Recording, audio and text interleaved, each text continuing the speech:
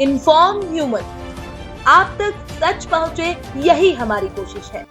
Inform human में आप सभी दर्शकों का बहुत स्वागत है। अंतर्राष्ट्रीय महिला दिवस करीब है और हम ऐसी शख्सियतें जिन्होंने शून्य से शिखर तक पहुंचने में बहुत संघर्ष किया, लेकिन इस संघर्ष के बाद जब उनका व्यक्तित्व निखरा तो वो कई सारी महिलाओं के लिए एक प्रेरणादायी व्यक्तित्व बन के उभर कर सामने आए। ऐसी शख्सियतों का साक्षात्कार करने के पीछे का उद्देश्य यह है कि जीवन में कठिनाइयाँ सभी के आती हैं, लेकिन पूरी ताकत से, साहस के साथ, अपने कॉन्फिडेंस, मनोबल के साथ यदि काम करते रहें तो निश्चित तौर से जीवन को संवारा जा सकता है। ना सिर्फ जीवन को संवारा जा सकता है बल्कि और लोगों के लिए भी प्रेरणादायी व्यक्तित्व बना जा सकता है। हालांकि ये बातें यदि हम मंच से कहें तो उतनी ज़्यादा प्रभाव नहीं डालती, लेकिन यदि हम इस तरह की शख्सियतों से रूबरू कराएं जिन्होंने वाकई इन बातों का फॉलो किया है और अब वो समाज के लिए एक संबल बन के खड़ी हुई हैं, तब ये बात और मजबूत हो जाती है। ऐसी ही एक शख्सियत King George higher secondary school की डायरेक्टर आदरणीय अलका कनौजिया जी, आपका बहुत स्वागत है। मैम,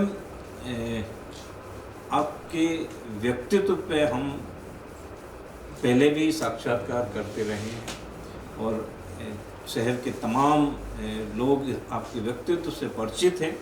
हम ये भी जानते हैं कि आपकी जो संवेदनशीलता है समाज के लोगों के प्रति, ऐसे कई सारे उदाहरण हैं, इन पे बात करेंगे। स्कूल में जिस तरह से आप बच्चों से हार्टली कनेक्ट होकर, और कई बार यदि बच्चे अपनी परेशानी बताते हैं या कोई ऐसे मोड़ आते हैं जब वो लगता है कि पारिवारिक स्थिति से, आर्थिक दृष्टिकोण से कमज़ोर हैं, तब आप उनके लिए ताकत बन के एक अभिभावक के तौर पे खड़े हो जाते हैं। मैंने कई बार ये भी देखा है कि आप अपने बच्चों के, आपके स्कूल के बच्चों की कोई परेशानियां होती हैं तब आपकी आंखें नम भी हो जाती हैं। हमने वो दौर भी देखा है। इन तमाम विषयों पर बात करेंगे। पहले जिस तरह से आप बताते हैं कि देवास आपके लिए एक अलग शहर लगता है और आपके पिताजी ने भी ये तय किया कि देवास में ही बसना है, वो देवास बसने के पीछे की एक कहानी हम यहाँ से बात शुरू करते हैं। सर, मेरा एजुकेशन तो प्रॉपर बॉम्बे का है, महाराष्ट्र का, पर लेकिन वहाँ पे क्या था कि पापा को ऐसा लगा कि लाइफ वहाँ पे सिक्योर नहीं है जी। हाँ, तो फिर इसीलिए पापा ने डिसीजन लिया कि यहाँ पे मेरा ननिहाल पूरा उज्जैन में ही है, तो पापा ने सोचा यहाँ पे क्या है, कभी इन केस कभी कोई प्रॉब्लम पापा को हो जाती है तो मम्मी और पूरी हमारी फैमिली सेफ रहेगी। बस इतना ही सोच कर पापा ने डिसीजन लिया। मतलब देवास, ये शुरू से ये भाव रहा कि देवास शहर बहुत सुरक्षित और बसने लायक जगह, ऐसा कह सकते जी जी। तो मैम, वहाँ से फिर वो तो आपका बचपन का काल रहा, पढ़ाई रही, पढ़ाई का दौर रहा, फिर आपने एजुकेशन भी यहीं से किया? हाँ, 10th के बाद फिर 11th सेंट्रल स्कूल से, फिर उसके बाद 12th भी सेंट्रल स्कूल से, फिर कॉलेज केपी कॉलेज GTC। और फिर जब कॉलेज के बाद आपको एजुकेशन क्षेत्र में कब आपने ये कदम उठाया कि मुझे इस क्षेत्र में जाना? सर, मेरे को तो इस क्षेत्र में जाने का कोई मेरा था नहीं कुछ भी ऐसा, पर मुझे पता नहीं क्यों, मैंने पहले भी शायद इस बारे में चर्चा करी है कि मैं बचपन में सर बॉम्बे में किंग जॉर्ज स्कूल में पढ़ती थी, तो मुझे मेरे सपने में वो स्कूल दिखता था। हाँ, आपने पहले भी कहा। हाँ, तो मुझे मेरे सपने में वो स्कूल दिखता था, तो मैं मम्मी को यही बोलती थी कि मुझे सपने में स्कूल आ रहा है, क्या रीज़न है, ऐसा तो नहीं कोई डॉक्यूमेंट रह गए हो तो मुझे वहाँ लेने जाना पड़े। तो बस, तो ऐसा तारतम्य हुआ कि पापा की फैक्ट्री फेल हुई, या इंडस्ट्रियल एरिया में लाइट्स वगैरह की बहुत प्रॉब्लम रही, तो फैक्ट्री फेल होने की वजह से फिर घर का खर्चा वगैरह चलाना, जो भी कुछ करना, तो मैंने फिर डिसीजन लिया कि स्कूल स्टार्ट करती। मैं कोचिंग पढ़ाने लगी सर, स्पोकन इंग्लिश की क्लासेस और ट्यूशन्स वगैरह ली मैंने। फिर उसके बाद मैंने फिर ये स्कूल स्टार्ट करा सर। ये कुछ घर पे ही स्टार्ट। ये किस दौर का? ये सर है 91 की बात। अच्छा, 91। तो उस टाइम पे घर से शुरुआत की हमने? हाँ, स्कूल घर में स्टार्ट करता, कालानी बाग में घर था, उसी में स्टार्ट किया। लेकिन जिस तरह से आपने अपने एथिक्स तैयार किए और जो तमाम आपने गाइडलाइन तैयार की, उसमें बहुत ज़्यादा प्रोफेशनल तो नहीं दिखता है आपका स्कूल का पैटर्न? प्रोफेशनल मतलब मैं समझ नहीं पाई सर। हाँ, प्रोफेशनल से मतलब कि ऐसा नहीं लगता है कि आपको ये लगता है कि ये एक मुझे व्यावसायिक दृष्टिकोण से इस स्कूल को चला? नहीं नहीं नहीं सर, मैं जिस स्कूल में पढ़ती थी ना बॉम्बे में, तो वहाँ सर वो भी किंग जॉर्ज स्कूल के नाम से स्कूल था। फिर बाद में गवर्नमेंट ने उसको ओवरटेक करके फिर उसको न्यू बॉम्बे हाई स्कूल के नाम से कर दिया था उसको। तो पहले किंग जॉर्ज के नाम से था सर। तो वहाँ पर भी ऐसा ही था सर। जैसे मैं किसी पेरेंट का इंटरव्यू नहीं लेती हूँ सर, क्योंकि अगर पेरेंट पढ़ा लिखा है तो बच्चा पढ़ा लिखा हो ऐसा कोई ज़रूरी नहीं है सर। पेरेंट अनपढ़ है तो बच्चा पढ़ नहीं सकता, ऐसा ज़रूरी नहीं है। अब हो सकता है पेरेंट बेचारा अनपढ़ हो और चाह रहा है अपने बच्चे को पढ़ाना, तो और आप इंटरव्यू में पेरेंट को लेकर फेल कर दोगे, बच्चे का एडमिशन नहीं लोगे। तो मैंने ये सिस्टम रखा ही नहीं है क्राइटेरिया, भले पेरेंट कैसा भी हो, अगर वो बच्चे को पढ़ाना चाहता है तो मैं उसको एडमिशन देने को तैयार। बहुत छोटे से शुरुआत की और आज एक बड़ा नाम King George higher secondary school. वो जो पूरी यात्रा है, कितना संघर्ष का दौर रहा? सर संघर्ष तो था बहुत, क्योंकि उतने जितना मेरे पास आता था पैसा, उस पैसे में मुझे स्कूल का भी खर्चा चलाना, घर का भी सब कुछ देखना, सारा मैनेज करना, बाकी सब चीज़ों को मैनेज करते करते दिक्कतें तो बहुत आई पर सर। लेकिन बस लोन ले लेकर आगे की चीज़ों को देख कर कुछ भी नहीं किया मैंने। जहाँ मुझे ज़रूरत पड़ी लोन लिया, जहाँ ज़रूरत पड़ी लोन लिया, पर बिल्डिंग का काम मैंने कभी छोड़ा नहीं सर। कितने घंटे काम किया आपने? सर वो तो एक नॉर्मल जैसे करते हैं अपने 5 बजे तक, फिर उसके बाद अपना ऑफिस का काम कभी रात को करना पड़े तो। पर बाकी ये कि क्लासेस मैंने पूरी ली। आज से 5-6 साल पहले तक मैं क्लासेस बराबर लेती थी, फिर उसके बाद फिर आप छोड़ दिया। आपको लगता था उस दौर में कि हम एक दिन सफल हो जाएंगे? सर मैं तो हर उस व्यक्ति को कहना चाहती हूँ कि आप पूरी ईमानदारी से मेहनत करो, सिर्फ करते चलो मेहनत बस, और उतनी परेशानी हल करो जितनी आपको दिख रही है बस। जैसे अपन कार चलाते हैं ना सर, जब धुंध आ जाती है कार चलाते वक्त, फॉग आता है, तो फॉग में अपने को सिर्फ जितना रास्ता दिखता है उतनी गाड़ी चलाते हैं, फिर अपने आप रास्ता क्लियर होता जाता है। तो जैसे धुंध में अपने आप रास्ता क्लियर होता जाता है ना, वैसे आपको जितनी प्रॉब्लम दिख रही है बस उसी को सॉर्ट आउट कैसे करना है, रात को बस सोचो कि कल मेरी ये समस्या है, उसको कैसे मुझे हल करना है। क्या बात है, यही हमारा उद्देश्य है कि हम आपके अनुभव से जी, ये मंत्र है एक्चुअल में। हाँ, बस सिर्फ इतना ही। आप बस रात को सोचो कि कल मेरे पास ये समस्याएं आने वाली है, मुझे इसका ये काम करना, ये पेमेंट देना, ये करना, इसका मैं सिस्टम कैसे जमा पाऊंगी, बस इतना सोच के बस जितनी प्रॉब्लम दिख रही उसको सॉल्व करो। ऑटोमेटिकली आप जब उस प्रॉब्लम को सॉल्व करके आगे आओगे, फिर अपने आप आपको रास्ता दिखेगा। जैसे धुंध में रास्ता दिखता जाता है ना, उसी तरीके से आप आगे बढ़ते जाओ और 100% ईमानदारी से काम करो, इंसानियत को समझो, किसी के साथ बेईमानी गद्दारी मत करो, तो 100% सफलता मिलती है। इंसानियत को समझना बहुत जरूरी है। इंसानियत को आपने जिस स्तर से समझाया वो कहानियाँ हमें पता है जी सर। और जब आप उन कहानियों को याद करते हैं तो आपकी आंखें भी नम हो जाती हैं।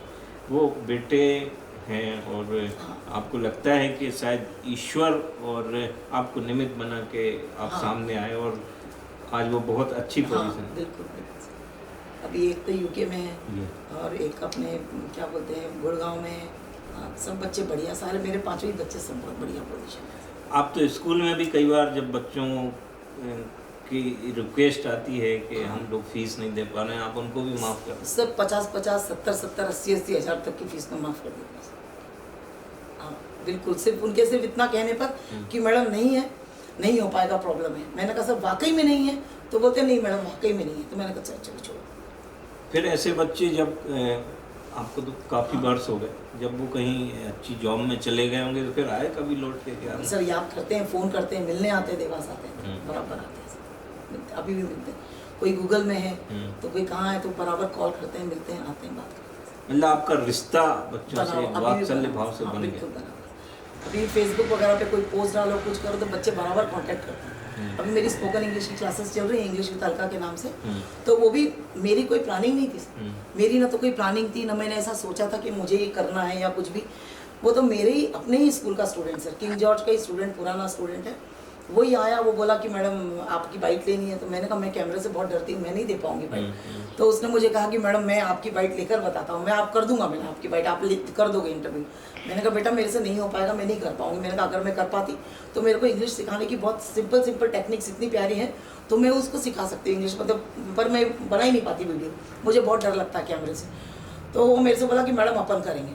तो वो स्कूल का ही बच्चा है, वो 2 दिन बाद आया, वो कैमरा लेकर, मुझे उम्मीद ही नहीं थी। और बस वो फर्स्ट डे, बोर्ड की भी व्यवस्था नहीं थी, कुछ नहीं था, तो मैंने कहा चलो स्टार्ट कर देते हैं, और कर दिया वो वीडियो बनने में। ये सब स्कूल के बच्चे के सपोर्ट से, मेरा तो कुछ भी ऐसा था नहीं। अलका मैम एक इतने बड़े स्कूल की डायरेक्टर हैं और भीतर से हृदय इतना सॉफ्ट है, ये दोनों में आपको कहीं ना कहीं दिक्कत नहीं लगती कि ये एक ऐसा दौर है कि सर मेरे को ना जहाँ स्ट्रिक्ट रहना है ना, जहाँ पे जैसा मुझे लगता है कि कोई चीज़ गलत हो रही है, तो वो अगर मैं खुद भी गलत करूँ ना, तो मेरे स्टाफ को इतना अधिकार है कि मुझे टोक सकते कि मैडम ये चीज़ गलत है जो आप कर रहे हैं, तो गलत मत होने दो बस। कोई भी चीज़ जो गलत है वो मत होने दो, किसी बच्चे के साथ भी नहीं, किसी स्टाफ के साथ भी नहीं, किसी लेबर के साथ भी, गलत मत करो बस। किंग जॉर्ज स्कूल की भविष्य की क्या प्लान है? सर मैं बस ये चाहती हूँ कि जितना ज़्यादा बेस्ट एजुकेशन में दे पाऊँ बच्चों को जिस जिस चीज़ की ज़रूरत है वो मैं उनकी पूरी कर पाऊँ, बस भगवान इतना करवाता जाए मुझसे बस। बाकी मुझे आगे और कोई ब्रांच खोलने की कोई इच्छा नहीं, कोई कॉलेज बनाने की कोई इच्छा नहीं, because I am very much satisfied. मैं बहुत संतुष्ट हूँ, बस मैं समाज को बहुत अच्छे अच्छे बच्चे दे पाऊँ जिनके संस्कार अच्छे हों। अभी मैं अभी छोटी सी मेरी प्लानिंग है कि जो कुछ बच्चे हैं 9th के बच्चे, उनको लेकर मैं ये चाह रही हूँ कि एक ना जैसे ये जो रेप आजकल जो हो रहे हैं ये बिल्कुल बर्दाश्त के बाहर हो रहे हैं सर, है ना, तो इनकी जो वो क्या बोलना चाहिए उसको, बहुत ही ज़्यादा मतलब उनका जो रूप है बहुत ज़्यादा विभत्स रूप है, तो ये जो रूप है बर्दाश्त नहीं हो रहा सर। तो मेरी तो बहुत ज़्यादा सर, मुझे तो बहुत तकलीफ होती है सब सुन के और देख कर। तो मैं इस पे ना सर एक छोटी सी क्या बोलते हैं ड्रामा, एक छोटा सा नाटिका टाइप की मैं तैयार करवा रही हूँ अपने बच्चों से, 9th के बच्चों से। और मेरा ऐसा सोचना है कि अभी गर्मी की छुट्टियों में फ्री रहेंगे सब बच्चे, तो इसका मंचन किया जाए कॉलोनीज में जाकर, ताकि इससे कम से कम लोग कुछ सीखें कि नहीं, हमको सिर्फ लड़कियों पे कंट्रोल नहीं करना है, अपने लड़कों पे भी ध्यान देना। लड़के क्या कर रहे हैं, लड़कों की एक्टिविटीज़ क्या है, लड़के किस टाइप के वीडियोस देख रहे हैं, लड़के कैसी दोस्ती रखे हैं, ये सब चीज़ें घरों में देखना बहुत जरूरी। लड़की रात को आ रही तो आपको टेंशन है, लड़का रात को 12 बजे भी घूम के आ रहा है, आप ध्यान नहीं दे रहे, पर लड़का क्या करके आ रहा है ये आपको ध्यान देना। बिल्कुल सही बात। लड़का क्या कर रहा है, क्या सोच रहा है, उसके विचार कैसे हैं, तो ये सोचना बहुत जरूरी है। तो लड़की माओं को मैंने देखा लड़कों को बहुत प्रोटेक्ट करती हैं हर चीज़ में, जाने दो बेटा, चले जाओ, कर लो, खा लो, अच्छा ठीक है, लाओ बेटा उसके लिए ये बना दो, लाओ बेटा उसके लिए पराठा बना दो। पर लड़कियों को क्यों इतनी रोक टोक? हाँ, आप लड़कियों को इतनी रोक टोक जितनी कर रहे हो ना, उससे आधी भी अगर लड़कों पे कर लोगे और लड़कियों पे जितना ध्यान दे रहे हो कि वो मोबाइल में क्या कर रही है, किससे बात कर रही, उतना फोकस अगर लड़कों पे भी कर दिया जाए तो शायद ये चीज़ें थोड़ी कम हैं। बिल्कुल निश्चित तौर से ये बहुत आपकी बहुत शानदार प्लानिंग है, लड़कों पे थोड़ा सा ध्यान और इसको आप शुरू कीजिएगा। इंस्पायर ह्यूमन की टीम उस पूरे एपिसोड को लगातार कवर करेगी। Thank you so much. क्योंकि ये अपने आप में आपका बहुत अच्छा नवाचार। हाँ, मैं यही चाह रही हूँ सर थोड़ा सा कि समाज थोड़ा जागरूक हो इस मामले में, लड़कों को समझाया जाए। मैम, अंतर्राष्ट्रीय महिला दिवस पे एक बड़ी शख्सियत होने के नाते समाज के जो आपसे जुड़े हुए लोग हैं, महिलाएं हैं, और हमारे इंस्पायर वुमन से जो लोग जुड़े हुए हैं, उनको एक संदेश के जीवन में सफलता के लिए किन सिद्धांतों की ज़रूरत है? सबसे पहले तो कितनी भी बड़ी परेशानी आ जाए सर, डरने की किसी को कोई ज़रूरत नहीं, क्योंकि हर प्रॉब्लम का सलूशन है, हर समस्या का हल है। किसी को कितनी भी बड़ी परेशानी हो, डरने की किसी भी को कोई ज़रूरत ही नहीं। बहुत आराम से शांति से बैठ के विचार करें कि ये क्या परेशानी, इसका हल कैसे निकाला जा सकता है। हर प्रॉब्लम का सलूशन है। छोटी छोटी प्रॉब्लम को धीरे धीरे सॉल्व करने की कोशिश करो, सारे रास्ते हल होते, अपने आप ही रास्ते खुलते जाते हैं, सब कुछ हो जाता है अच्छे से।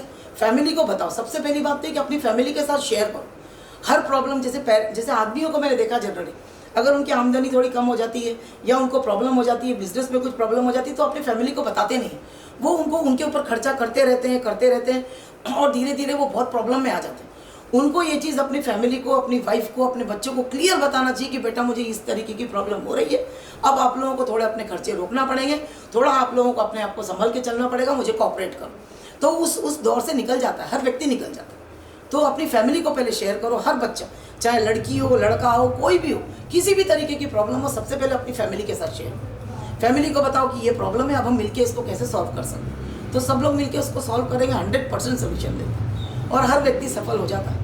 आप मेहनत करते चलो और पूरी ईमानदारी से करो, बस मेहनत में ईमानदारी, बेईमानी, मतलब ईमानदारी को आप ऑप्ट करो, बेईमानी कहीं नहीं आना चाहिए, तो सब काम अच्छे से होते हैं। थैंक यू, बहुत धन्यवाद आपको। निश्चित तौर से आपके विचार बहुत अनुकरणीय है। भविष्य में फिर हम आपके साथ बैठेंगे और इसी तरह से बातचीत करेंगे। बहुत धन्यवाद। Thank you.